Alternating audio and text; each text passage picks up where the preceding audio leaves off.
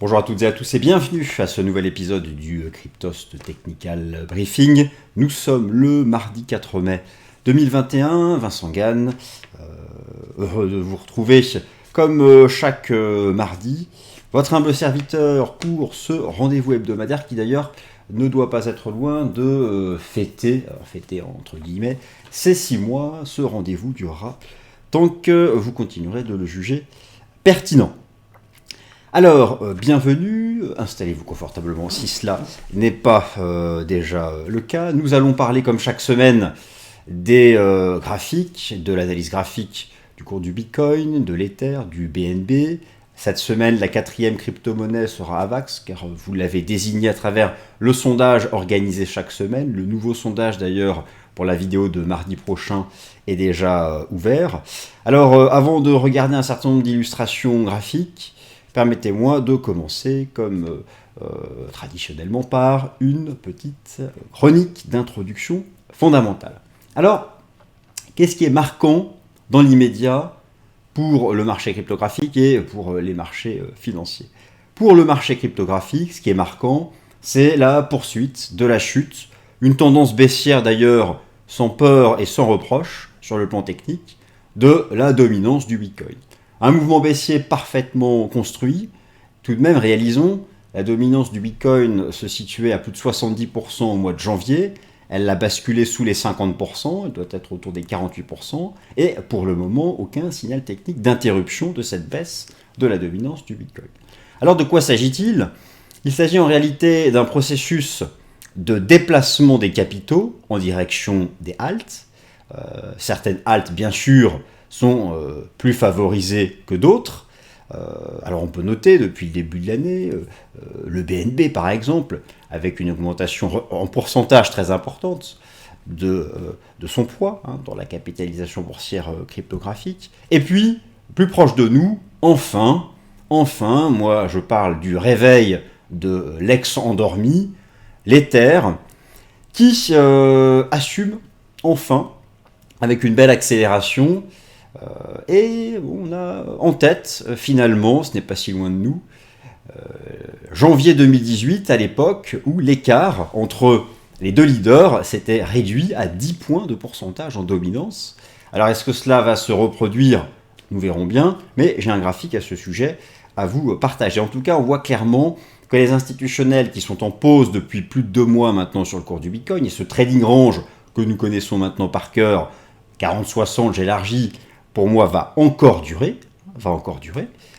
D'ailleurs, le rebond récent montre que le marché oscille dans ce range. Eh bien, ils ont basculé probablement en direction de l'Ether, parce que, comme le Bitcoin, il y a les produits financiers disponibles, les contrats futurs, les contrats d'options, de plus en plus de liquidités. C'est une rotation sectorielle, si vous voulez. C'est un processus de rotation sectorielle. Les institutionnels, sur le marché action, fonctionnent comme ça. Il y a régulièrement des rotations. Et donc c'est intéressant de voir que ce processus de rotation, qui est propre au marché action, eh bien on le retrouve petit à petit sur le marché des cryptos. Ça montre que ce marché des cryptos, dans son fonctionnement, s'institutionnalise. Donc moi au final je vois cela d'une très bonne façon. La chute de la dominance du Bitcoin est un facteur positif. En tout cas actuellement, depuis le début de l'année, c'est un message positif pour l'ensemble de l'industrie des cryptos. Alors toujours pour les marchés financiers, maintenant le fameux mois de mai. Alors bon, tout le monde connaît cet adage boursier du marché action, je le rappelle, sell in May and go away. Sell in May and go away, on ne va pas exagérer, mais il y a une réalité derrière cela, c'est ce qu'on appelle la saisonnalité. C'est en fait l'approche statistique des marchés financiers. Bon, on va parler simplement. Il s'agit de calculer la performance moyenne de chaque mois depuis un certain temps. Effectivement, on sait que pour le marché action, notamment Wall Street, le mois de mai est le pire mois. C'est le pire mois de toute l'histoire du S&P 500. J'ai des chiffres à ce sujet. Et en général, lorsque les 4 premiers mois de l'année sont très performants pour les marchés actions, les actifs risqués, la période qui s'ouvre à partir du mois de mai est au mieux un range ou une correction. Alors c'est un range qui est actuellement en place sur le marché actions. En quoi cela concerne le Bitcoin, me direz-vous? Eh bien, cela concerne le Bitcoin parce que les crypto-monnaies, depuis un an, sont un actif dit risk-on, c'est-à-dire corrélé aux actifs risqués, corrélé au marché action. Même si cette corrélation n'est pas une corrélation de long terme, c'est celle en place depuis le début de la crise sanitaire. Alors, pourtant, la saisonnalité du Bitcoin est très différente, mais l'historique n'est pas le même. Alors, pour le moment, le marché action reste stable. Mais il faut avoir quand même cela en tête. Moi, je pense que si le marché action devait entrer en correction assez forte, volatile, de 5-10%, les cryptos subiraient des prises de bénéfices en tant qu'actifs risqués. Pour le moment, ce n'est pas le cas. Le marché action reste bien orienté, les banques centrales, les résultats des entreprises, etc. Mais attention, tout de même, il y a une forme de saturation de la tendance haussière depuis 2-3 semaines, mais pour le moment, pas de correction. Mais tout de même, attention au marché action. Et si vous ne vous intéressez pas au marché action, simplement, et avoir un suivi technique de l'indice S&P 500, l'indice S&P 500 qui fait encore référence pour la finance occidentale, peut suffire pour essayer d'avoir toujours un œil sur ce marché action du fait des corrélations. Voilà donc pour cette petite intro. Maintenant, si vous voulez bien, passons à quelques illustrations. Ça fait déjà 6 minutes. Alors, première illustration, le sondage auquel vous avez participé, la semaine dernière, et donc AVAX sera la 4e crypto-monnaie analysée. Vous avez d'ores et déjà le sondage pour la vidéo de mardi prochain. Vous trouvez le lien dans la description. C'est aussi dans la description que vous trouverez le lien vers mon compte Twitter si vous souhaitez me suivre sur les réseaux sociaux. Alors, quelques illustrations avant de passer à l'analyse technique.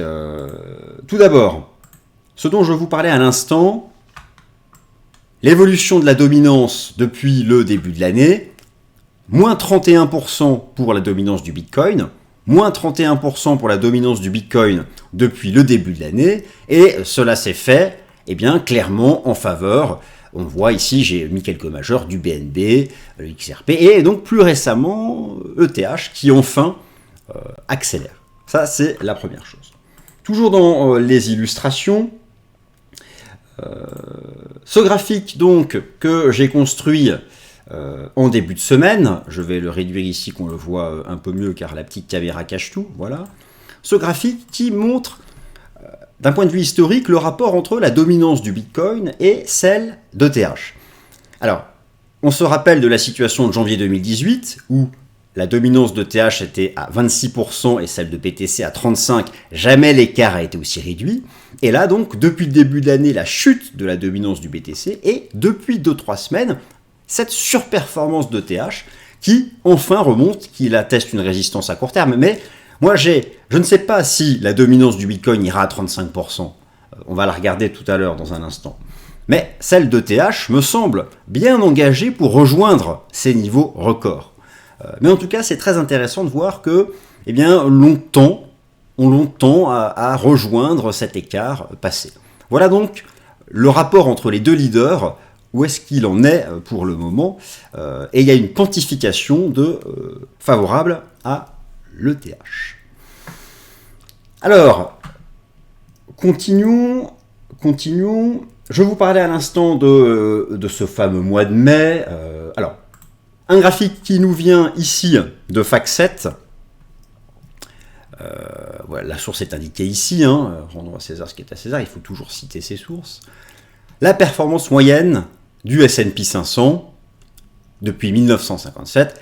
Effectivement, le mois de mai est le pire. C'est le pire mois. Ça, tout le monde le sait. Surtout lorsque les 4 premiers mois de l'année ont été très performants. Je vous renvoie à ma vidéo de la semaine dernière sur ce sujet. Mais pour le moment, le marché action est en range. Le S&P 500 est en range, il se maintient tout en haut. Vous avez ici l'indice S&P 500, le contrat futur, le mini en journalier. Il y a des divergences depuis 2-3 semaines, mais le marché épure ça à plat. C'est la meilleure option, épurer les divergences à plat. L'autre option, c'est corriger de 5% et faire un pullback à 4000 points. Et là, les cryptos pourraient en souffrir parce qu'elles sont corrélées au risque depuis un an. Cependant, petit bémol, je nuance ce point de vue. Je vous remontre ici, je crois l'avoir déjà fait, ce qu'on appelle la saisonnalité, cette fois-ci uniquement du Bitcoin, en dehors des corrélations. Alors, il n'y a que 11 ans d'historique, c'est pas suffisant. Mais il n'y a aucun rapport entre la saisonnalité du Bitcoin et celle du marché action. Et c'est même plutôt le contraire. Donc, voilà, c'est entre corrélation avec le marché action et saisonnalité différente, c'est pas évident de trancher. Je dirais que tant que le marché action n'entre pas en correction violente et reste en range, il n'y aura pas d'impact il n'y aura pas de contagion sur les cryptos. Alors justement, venons-en donc aux cryptos. Ça fait déjà 10 minutes, l'analyse technique maintenant du Bitcoin. Alors, RAS, je dirais RAS sur le cours du Bitcoin. Bon, je ne vais pas me cacher derrière ça, mais c'est toujours la même chose. Depuis 2 mois et demi, nous sommes en range sous la résistance technique majeure des 60 000 $, que nous connaissons bien maintenant, qui est donc une extension du précédent bull run, toujours en log. En mensuel, vous le savez, il n'y a pas de divergence. Bon, voilà, ça, la clôture mensuelle, nous l'avons depuis vendredi dernier. Pas de divergence, ce n'est pas la fin du bull run. Depuis 2 mois, 3 mois sous 60 000 $, c'est une pause qui construit la tendance haussière. Donc voilà, ça, nous en sommes ici en mensuel. En hebdo, c'est ce scénario que moi je défends depuis plusieurs semaines, vous le savez, le trading range très large 40-60, à gauche le contrat futur en log ici. Les indicateurs techniques montrent justement, appuient ce scénario du range. Alors j'ai mon RSI qui est sorti par le bas de 70, comme ici à l'époque, c'est ce range. J'ai un croisement en cours d'une ligne de MACD, alors attention, c'est pas un signal correctif ça, c'est un signal justement qui argumente en faveur de la pause. Un MACD baissier, c'est sous 0, hein. La ligne de 0 est ici. Par contre, croiser la ligne de signal, ça confirme qu'on s'installe dans ce range. Et donc moi, j'utilise ceci pour dire que ce range va durer. Bon, c'est peut-être, je me trompe peut-être, c'est le marché qui décidera. Mais moi, mon scénario reste le fait qu'on ne va pas, ces prochaines semaines, partir à nouveau en price discovery. C'est pas très excitant, je le sais, mais je pense que ce range peut durer. Alors, est-ce qu'il va durer jusqu'à ce qu'on revienne au contact ici en juin de la trendline? Aucune idée. Mais voilà ma lecture technique hebdo. En journalier, le rebond donc à proximité de la base de ce biseau. En fait, le range, si on affine, c'est 44,58. Ici, vous avez le contrat futur. Regardez l'impact du gap. C'était en fait un rebond technique en daily pour venir tester le point de cassure ici de mi-avril, hein, dans le sillage du listing de Coinbase, et le marché est entré un peu dans le gap, a testé le biseau, et en fait reste pour le moment en dessous. Alors le nuage journalier est ici, 54 000, le gap, les 58 000, on va regarder en H4, mais voilà, pour moi c'est un pullback sur ce point de cassure, ce qui serait positif, ce qui donnerait raison à ceux qui pensent qu'on va rapidement accélérer vers de nouveaux records, ce serait combler le gap et réintégrer le biseau. Si on comble le gap et qu'on réintègre le biseau, ok, très bien, eh bien, effectivement, on ira vers du price discovery plutôt que prévu, plutôt que je le pense. Mais tant qu'on reste sous la pattern, sous le gap, eh bien, ça reste un trading range. Ça reste un trading range assez large. Et alors, on donnait, je regarde ce que j'avais d'autres éléments mentaux. Alors, il y a une autre lecture. Je la montre parce qu'il faut, bien sûr, toujours nuancer. Ceux qui pensent que les analystes qui estiment qu'on va bientôt accélérer et s'envoler vers de nouveaux records, voici quelle est leur lecture. C'est celle d'un running flat. Alors je vous montre ça à nouveau, un slide que j'avais préparé pour une présentation sur les vagues d'Elliott. J'ai pu voir certaines analyses défendant le scénario du flat étendu, ici. Alors, du flat étendu. Pause avant d'accélérer. Effectivement, il y a... en dehors de la lecture en wedge, ici, la possibilité d'avoir eu, après ce test des 60, ici, cette structure en running flat. Je le remontre ici. Il est tout à fait possible d'avoir eu cette structure ici en flat étendu. Et donc, dans ce cas, le point bas, l'avalement haussier ici du futur fin avril, serait le point de départ d'une nouvelle impulsion haussière, d'une nouvelle jambe. Dans tous les cas, tant qu'on ne réintègre pas le biseau et qu'on ne compte pas le gap, eh bien, ça ne sera pas le cas. Mais je voulais le montrer car, bon, ce n'est qu'une question de probabilité. Moi, je défends le scénario de la poursuite du range, mais je m'ouvre à des scénarios qui seraient beaucoup plus bullish et je relève celui du flat étendu. Bon, on verra. Pour le moment, c'est le statu quo. Alors en données 4 heures, avant de passer à l'Ether, en données 4 heures, eh bien, ce sont toujours les mêmes niveaux. Voilà le fameux range depuis 2 mois et demi. Le pivot des 52 000 qui a été réintégré le 25 avril a permis effectivement de revenir chercher 58 000, le niveau de cassure baissière du 18 avril, le biseau, le gap sur le futur. On est revenu tester le point de cassure. Et là, donc, il y a un nouveau rejet. On reste enfermé entre 52 et 58. C'est flat, c'est neutre. 52 000, 58 000 dollars, c'est tout ce que je peux dire dans l'immédiat sur le cours du Bitcoin. Maintenant, passons à l'Ether, ce bon vieux Ether qui enfin fait quelque chose de bien. Alors, tout d'abord, je vous remontre la force des ratios. Les premiers signaux boules sont largement venus du ratio ETH-BTC. C'était superbe, les tout premiers dès début avril.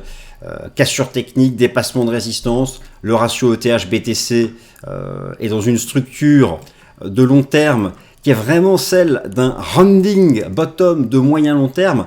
Ça montre à quel point il y a encore du potentiel de rattrapage relatif de l'Ether. C'est vraiment bull. Et justement, l'Ether met à profit ce range du BTC. Donc pour moi, ça va continuer ces prochaines semaines, la surperformance de l'Ether vis-à-vis du BTC. Alors, les institutionnels vont sur le contrat futur, j'ai celui ici du CME, vont sur le contrat futur. L'historique pour le CME est un peu réduit, donc pour l'analyse technique, utilisons les données classiques, les données du marché spot, du marché OTC. Alors, à gauche, en hebdo, bon, le dépassement de la TH, on a doublé, 1500, 3000 dollars, enfin l'accélération, aucune divergence hebdo, c'est boule, rien à signaler sur les RSI et le MACD. La MACD. En journalier, eh bien rappelez-vous, j'avais évoqué la possibilité qu'on sorte par le haut d'un canal haussier. Sortir par le haut d'un canal haussier chartiste, c'est un signal très haussier de verticalisation du momentum. C'est vraiment ce qui s'est passé. Là, pour le coup, vraiment propre l'analyse chartiste. C'est pour ça que j'aime beaucoup l'analyse chartiste. Sortir par le haut du canal haussier. Le pullback, c'était on sort par le haut, on teste, on pullback et on accélère. L'objectif théorique a été fait, 3600 dollars. Alors, dans l'immédiat, je pense qu'on peut marquer une pause parce que je relève aussi du côté de la dominance de l'ETH une résistance. Donc attention dans l'immédiat, attention pour le très court terme. Résistance de dominance sur ETH ici. On va, je pense, faire une petite pause avant ensuite d'accélérer à nouveau. Mais dans l'immédiat, j'envisage une pause. Donc cela pourrait se traduire par une sorte de flat, c'est déjà le cas, entre intégré dans cette grande bougie, en fait entre les 2950 dollars et les 3600, quelque chose de flat qui viendra ici balayer cet intervalle, avant ensuite de repartir vers de nouveau plus haut. Donc attention, dans l'immédiat, une cible a été faite, mais ce n'est vraiment qu'une étape court terme. Et je pense que si le marché revient dans cette zone, le bas de cette bougie, le haut du canal, c'est une zone d'accumulation intéressante pour les stratégies d'achat pour envisager de nouveaux plus hauts. D'ailleurs, en mai, je jetais un œil aux options ETH d'échéance fin mai. Eh bien, il y a, comment dire, ils sont pas... La position ouverte sur les calls, l'open interest sur les calls est le plus fort sur 3000 dollars. Alors oui, il y a effectivement un peu d'open interest sur 3500, 4000, 5000, mais voilà, on retrouve ici cette incertitude du mois de mai, ce mois de mai qui interroge du fait du lien avec les actions et qu'on sent que la tendance haussière des actions sature et que ça pourrait agir sur le ETH. Donc encore une fois, attention à ce mois de mai, mais si jamais ça devait ramener ETH sur cette zone-là, pour moi, c'est une zone d'attrait pour ensuite aller vers de nouveaux records. Bon, en price discovery, les cibles théoriques, tout le monde peut s'amuser à en déterminer. Là, ce sont les chiffres ronds. Bon, il n'y a pas que ça. Les extensions de Fibo, la répartition de l'open interest sur les options, les chiffres ronds, tout ça, bien sûr, joue. 3850 dollars est une extension, 4000 est un chiffre rond. Voilà quelles sont pour moi les prochaines cibles. Et donc, avec une accumulation qui peut se faire avec des mèches qui peuvent se faire ici au-dessus du canal pour ensuite repartir en avant. En H4, RAS sur ETH, en H4, pour l'instant pas de div, rien à signaler, hormis donc une structure en avalement qui montre que ces 3600 agissent, nous sommes en pause, court terme, mais derrière, ça se relancera à mon humble avis. Alors, le BNB. Ça fait 20 minutes déjà, ça va, on est bien. Alors, le BNB, où se cache-t-il? Il est là. Le BNB, tendance haussière. Le BNB, un des grands gagnants aussi de l'année en termes de dominance. Alors, d'un point de vue relatif, bien sûr, il y a l'aspect capital à voir qu'on ne retrouve pas dans ces chiffres relatifs de la dominance. Mais le BNB attire de plus en plus des capitaux. En hebdo, rien à signaler. Tant qu'on se maintient au-dessus de 70 sur le RSI, pas de div, c'est boule, très bien. Alors ça fait 2-3 semaines qu'on était bloqué ici par les $600 qui sont une extension de Fibo dont j'ai parlé dans les précédentes vidéos. Et la semaine dernière, nous avions cette configuration en triangle. Le marché étant effectivement sorti par le haut, donc configuration en triangle, schéma classique de pause avant relance de la tendance haussière. Et le marché est donc sorti par le haut. Ensuite, il a réalisé un pullback. Depuis 2-3 séances, nous avons une succession de pullbacks sur la partie haute de cette configuration en triangle chartiste. Et donc, je dirais que désormais, le stop de protection suiveur de cette tendance haussière, c'est le point bas de la bougie de cassure. Ce sont les $593. 600 $. Et pour le moment, toutes ces petites mèches ici, ensuite, rapidement, des capitaux à l'achat viennent. Donc moi, j'estime que cette tendance, c'est un signal de relance. Alors, où se situe le risque? Y a-t-il un risque d'avoir un piège technique? Comme d'habitude, réintégrer une pattern donnerait le signal du piège technique. Le dernier triangle, on était sorti par le haut pullback et c'est parti. Là, nous sommes sortis par le haut pullback. Bon. Tant qu'il n'y a aucune clôture qui réintègre la pattern, c'est boule. C'est la seule chose que l'on peut dire. Donc, tendance haussière, nouveau support technique en tendance $590, $600 pour la poursuite de cette tendance haussière. Alors, je termine par Avax. Où se cache Avax? Je l'avais quelque part. Voilà. Alors, Avax, je pense que là, nous sommes proches aussi d'un signal de relance. À gauche, vous avez les bougies hebdomadaires en log. On voit parfaitement les 4 temps, une 1, une grande 2. Nous sommes soit dans une 4-2-3 ou dans une vraie 4. Peu importe, dans tous les cas, c'est une vague 4 qui appelle encore une dernière impulsion. Donc pour le moment, c'est un range entre 21 et 40. Bon, ça c'est ce que nous pouvons dire. Range qui pour moi est un range de continuation haussière. Maintenant, est-on sorti du range? Pas pour le moment. Le range est entre $21 et $40. Le marché peut continuer de balayer ce range. C'est-à-dire que revenir dans le bas de la figure, c'est une bonne chose. Va-t-il le faire? J'y ajoute l'indicateur technique Ichimoku. Et ce que nous dit l'Ichimoku, si vous observez bien, je vais zoomer, c'est qu'il y a avant 40 un niveau important à 36,50. 36,50, $37. On voit l'échec de la lagging span au contact du nuage. Je pense que nous pourrions avoir un pré-signal haussier en cas de cassure technique haussière clôture des $37. Casser à la hausse en clôture journalière $37 serait pour moi le pré-signal d'un dépassement des 40. Donc voilà quel peut être l'intérêt de croiser de chartisme et Ichimoku. Alors cette trendline aussi tracée en mode aimant, on voit qu'elle passe aussi justement sur ce niveau des $37, même un peu plus bas. Le prix est sorti du nuage hier, là tente un pullback, mais il faut toujours que la lagging span ici confirme. Au passage, donc un peu d'Ichimoku. Donc, attention, pour le moment, ça reste un range, moi je vais le réduire entre 22 et 37. Tant qu'il n'y a pas de cassure haussière en journalier, c'est-à-dire une clôture au-dessus de 37, on peut continuer de balayer ce range. revenir en bas pour moi est une bonne zone d'accumulation. Par contre, réaliser une cassure technique haussière des 37, je pense, appellera rapidement un dépassement des 40. Et bon, la cible, c'est revenir à 60. Hein, ce sont les records historiques. Alors, est-ce que la séance d'hier est un pré-signal de cassure haussière? J'ai tendance, moi, à penser ça. Je vais adopter cette opinion positive au-dessus ici des 30 $. On a un gros support d'Ishimoku. Et c'est vrai qu'en hebdo, ça fait drapeau de continuation.